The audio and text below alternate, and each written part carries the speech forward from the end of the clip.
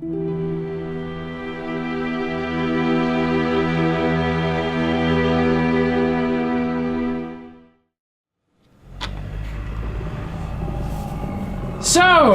some of you might be noticing things look slightly different. Huh. For a number of reasons. Is this meaty? This is meaty, but this is meaty 1.0. Oh. So, to bring everyone up to speed as to what the fuck is going on, I'm an idiot. Me and Humbug here sat down for a nice 2 hours of recording. We got a lot done. We felt really good about it. We were on the ball. We were on our A game. It was the fucking best we ever did. And then I looked up and realized, oh, good! I never hit record on the Bandicam. So there is no footage to go with any of that audio. And Dark Souls being what it is, fuck. Not much to be done about it. So, luckily, I have some previously recorded footage of a full playthrough. So this is... The full playthrough. This is Meaty 1.0. This is how Dark Souls starts. So we're going back to what we missed. Yeah. So the reason why we're jumping all the way back here to Frampt is, Koth, is because in this playthrough, I set down the Lord Vessel for Frampt, so we can see the things he has to say. Oh, it's footage we didn't get before. Okay. Yep, because we told Frampt he can go fuck himself in our playthrough. Okay. So we can see all the shit he has to say. Yeah. Yeah. It's also good because in our run there was a bunch of stuff we missed, so this'll give us a chance to catch up on that. Okay, that's good. Heavens, you have done it. You have retrieved the Lord Vessel. He's so After excited! 1,000 years, it is you. It is really you. So this won't be canon when we finish the game. No, he got pissy. Granted, which one of these two you side with doesn't affect your ending. Yeah. No, it's just the Forgive last me. choice at the end, I right? Yep. really should calm down. Now, let us take that vessel on a journey. I assume that you are ready. Now, be still. So between the two, I do like Frampt better because he's kind of a goofball. Yeah, a little bit. Kaith kind of takes himself way too seriously. Also, he lives under a mountain of corpses, which cannot be sanitary. I think that's pretty cool, though. Like, I could totally dig a mountain of corpses. You know what? I'm sure it's really well insulated. Yeah? Probably saves a ton on his energy bills. Oh, no doubt. And he's probably This cold-blooded, is so... the filing chamber for the successor of Lord Gwyn. Now, place the Lord Vessel on the altar. And I just love his stupid mustache. Yeah, it's pretty goofy. Does Kaith not have the mustache? He does, but he comes up from below, so it looks normal. Frampt comes from above, so now he's got the handlebars. Yeah, so then it gets weird because of the physics engine. Yeah. That is the weirdest part of their design, is their fucking gooey sack mustaches. Yeah. They have really long necks. They do. Like, is that all they are, is just neck and head? Pretty much. Do they have an actual body, or are they like a snake? So you don't see it until Dark Souls 3, but they do have a body, and it's really small compared to the rest of them. Okay. So it's this fucking gross, weird, shriveled thing. So they're disgusting plesiosaurs. Kinda, Like, yeah. Like plesiosaurs aborted fetuses. Kinda, yeah. Because they also have actual, like, humanoid hands. So nothing about them is really pleasant to look at. Yeah, it sounds mildly unsettling. And what's nuts is, they didn't show that until the last area of the last DLC of the last game. Okay. So that shit was secret for a long time. That, surprise, these things have bodies, and they're gross. And it doesn't matter at all. Not a fucking bit. Perfectly wonderful for keeping a secret. That's the FNAF sort of storytelling method. Well, I feel like FNAF stole a lot of its storytelling methods from Dark Souls. That's possible. Because it came after, and it was like, just leave little bits of bullshit lying around and let people piece it together. Yep, pretty much. Very well. As Kingseeker, I shall now I'm not sure that instruct was you, the Lord's successor, intentional. in your next task. To achieve your fate, Fill the vessel with powerful souls, commensurate to the great soul of Gwyn. Scarce few possess such brilliant souls. Grave Lord Nito, Yeah, the yeah. Witcher... So he's just giving the hit list. Yeah, so I don't think that was intentional on Scott Cawthon's part, at least to begin with. Like, FNAF 2 maybe, but not the original. I think the original, there was just a bunch of weird bullshit in there to make things look creepier. Yeah. Like, making Golden Freddy show up and all that was just, hey look, this is a spooky thing that only happens sometimes. Yeah. Are you ready? Then we Miyazaki, in some of the rare interviews he's given, has explained why he likes this, like, piecemeal storytelling method so much. Yeah. And that's because when he was young, he was really fucking poor. Uh-huh. And he could only get books from the library. But the library in his neighborhood was fucking trash. Right.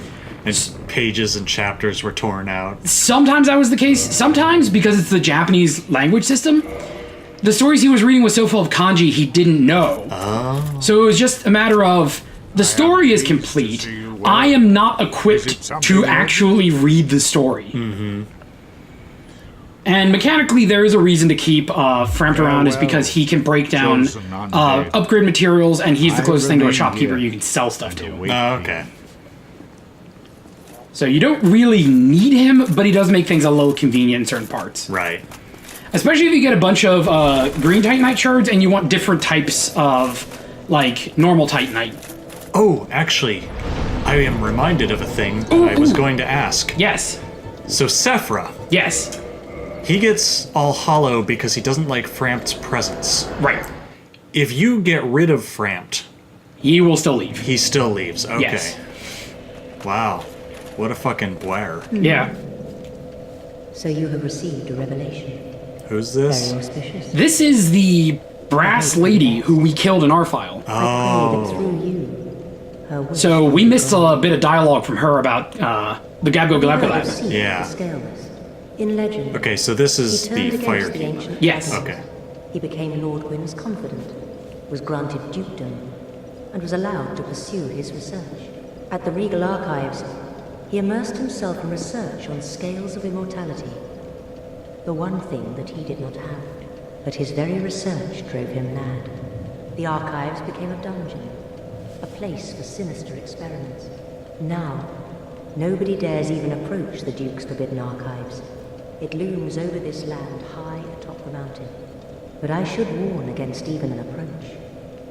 If you Yeah. require So rest, she gives the details on Seath. that is, And we killed her, so we didn't get in ours. what the Right. bonfire is for. And she's a bit of If you a point of require contention among the people that dig into the lore.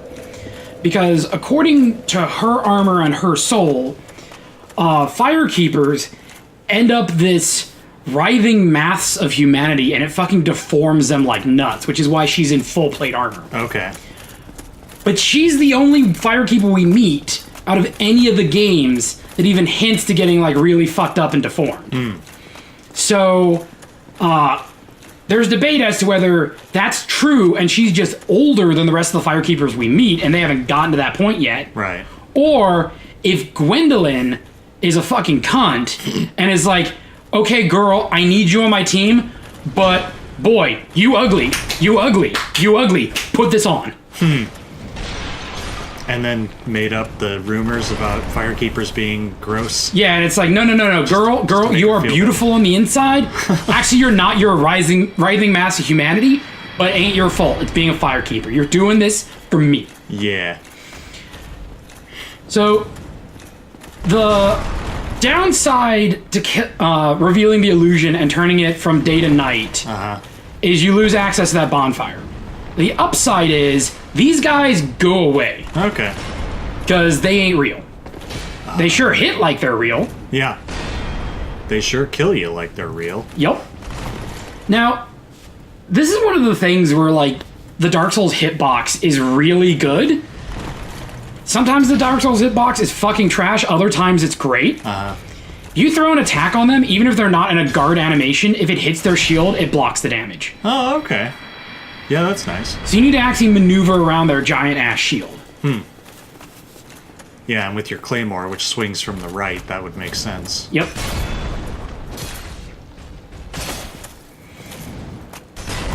So, in our footage, we went and dealt with the demons and the witch and the bed of chaos first because that's where we left off.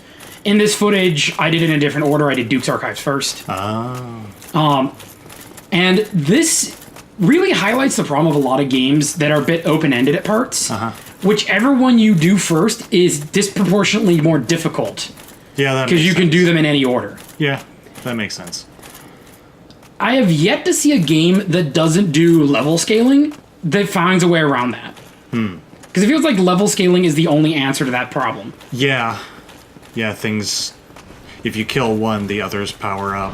Yeah, or everything scales to your character level. Yeah, that would also make sense. Wow, you had trouble with these guys in our uncaught footage. The backstab window for these guys is super finicky. Yeah, it seems like it. It is fucking worth it because it's pretty much the only reliable way to get good damage on them. And also the animation's hilarious. Yeah. But yeah, no, it is fucking finicky as shit. Do you have to, like, get right into his butt crack? I honestly do not remember what the backstab window for this thing is. Okay. I know it's there, but holy shit, hitting it is a bitch and a half. Yeah, I think you might have gotten it if he didn't do his leaping thing there. Yeah. Yeah, no, these enemies are more annoying than anything else. Yeah. Like, they're not... The only time they're really threatening is right there at the beginning of the game because they're at such a higher level than you are at that point. Right. Which is why they give you that ability to lure them into the fire. Yeah, it's there to teach you about how to use... environment. Not just environment, but the item. Crap. I remember in Demons they're called Fragments of Souls. Is it? It's not Lloyd's Talisman, is it? No, Lord's Talisman is what you use to open mimics. Is that all you use it for? It's a PvP item mostly. Oh. In later games it becomes really good against certain AI, but it's mostly a PvP item. Basically, anyone who gets hit with it can't use Estus flasks. Oh, okay. Why that also opens up mimics, I'm not 100% sure. And really no one's been able to find a good answer for that. Yeah. Obviously because mimics are made of Estus. Yeah. Somehow. What is Estus? Is it just like fucking fire in a bottle? Pretty much. It's whatever the essence of bonfires are that heals you. It's distilled and bottled versions of that. Okay. Or if you actually go to Japan, it is literally a sake bottle. Okay. I don't know if it's still there or not, but shortly after Dark Souls 3 came out, they had a Dark Souls cafe, and they served you drinks in Estus flasks. Nice. I still think that's so cool. Japan has all these themed cafes that you don't get here in the States. Yeah. Like, even for super popular stuff. Like, I'm sure if... What is it, EA that has Call of Duty? I think that's right. I think if they opened up, like, a Call of Duty bar, that would do really well. It probably would. But we tend to not glorify nerd culture here quite as much as Japan does. I don't know. I feel like if you had, like, a Marvel or DC bar, you could do pretty well. Yeah, I could see that. Fucking make a shawarma. Yeah! Like, based on the Avengers. Yeah. Even if it's just like a Hard Rock Cafe where it's just like, here it is, go have fun. Yeah. But like, yeah, we're like the waitstaff dresses up and shit like that. Closest thing we have is shit like Johnny Rockets where we just glorify the fucking 50s and 60s. Yeah. Which is getting kind of old. Yeah. I mean, no pun intended. Well, a lot of the Johnny Rockets in the area are closed. Yeah. So I think you're right, it is getting old. Like, people are getting kind of tired of it. Yeah, well, now we glorify the 80s and 90s. Yeah. Granted, that's nothing new in nerd culture. We have been glorifying the 80s since the 90s. Yeah. That's true. Like, that... Are you giving yourself magic because physical attacks don't work that well on those things? Yeah, and the upside of pyromancy is it's all the item. It's not anything you need to pour your stats into. Yeah. Which is why people used it for so long, is with the item, even if you're a straight melee build, you can still have some ranged options. Yeah. You're never going to get the good range, like Crystal Soul Spear and shit like that, which just goes in a straight line. You more get grenades than anything else. Okay. Because there's nothing in pyromancy that just goes in a straight line at a distance that is a range substitute. It's all these heavy-duty grenades or big AoE get-off-me. Yeah. And occasionally some quick-fire, like, short-range lines. And even then, those are more used for get-off-me's than anything else. Yeah, that makes sense. I think we talked about it in the Lost footage, so explain the whole lore reason for why pyromancy doesn't scale. Right. So, in the Dark Souls universe, souls are a type of fire. Souls came out of the first flame. So the reason why pyromancy isn't just fire manipulation is because it's literally manipulating your soul. Which is why the egg guy that hangs out down with the fair lady, it's hinted at that he is the reason why Blighttown is fucked up. Because he sells you all of the poison pyromancies. And Cloud of Poison, Toxic Mist, and Cloud of Acid are all pyromancy spells, and not sorceries or hexes or anything like that. Right. And the reason being is, if you intentionally corrupt your own soul, it can lead to physically corrupting and withering effects. And the reason why the Chaos Flame stuff is so powerful is because it's tapping into the Chaos Flame, which is the source of demons.